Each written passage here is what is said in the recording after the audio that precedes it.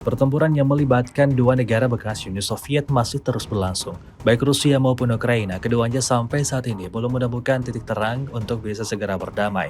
Baru-baru ini beredar sebuah rekaman di media sosial Telegram pada Senin 16 Desember 2024. Dalam rekaman tersebut menunjukkan situasi pertempuran yang menegangkan antara Rusia dan Ukraina.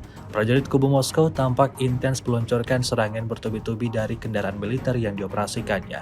Posisi Ukraina jadi sasaran utama di arah ini. Tidak diketahui pasti seperti apa selanjutnya, sejak video ini beredar beragam respon diberikan warganet.